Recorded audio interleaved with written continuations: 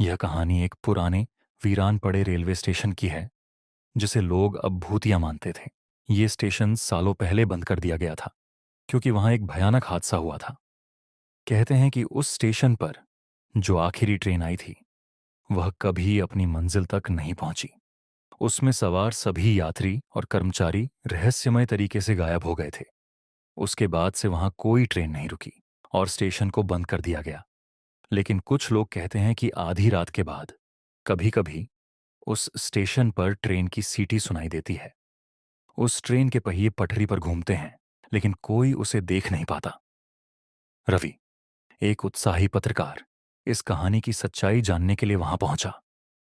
रात के 11 बज चुके थे और स्टेशन पर पूरी तरह सन्नाटा था। जगह जगह जंग लगी हुई लोहे की रेलिंग्स और टूटे फूटे प्लेटफॉर्म उसे और डरावने लग रहे थे। रवि ने अपना कैमरा चालू किया और स्टेशन का वीडियो बनाना शुरू किया। रात के ठीक 12 बजे अचानक से एक ट्रेन की सीटी गूंजने लगी। रवि ने चारों तरफ देखा, लेकिन उसे कोई ट्रेन नहीं दिखी। तभी प्लेटफॉर्म पर ठंडी हवा का एक झोंका आया और एक धुंधली आकृति रवि के सामने प्रकट हुई। वह एक टिकट कलेक्टर की आत्मा थी, जिसके हाथ में पुराने जमाने की पंचिंग मशीन थी। उसकी आंखें खाली और चेहरा बेजान था। उसने रवि की ओर देखते हुए कहा, तुम भी अब इस सफर का हिस्सा बनोगे।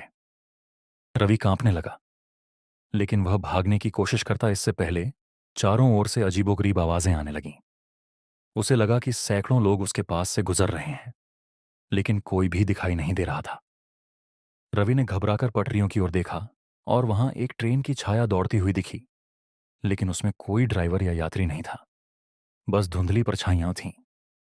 रवि ने वहां से भागने की कोशिश की, लेकिन उसकी टांगें कांपने लगीं।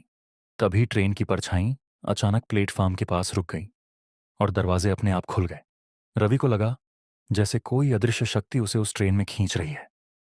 उसने चीखने की कोशिश की, लेकिन उसकी आवाज गले में ही घुट गई। ट्रेन के अंदर दाखिल होते ही वह गायब हो गया, जैसे वह हवा में घुल गया हो।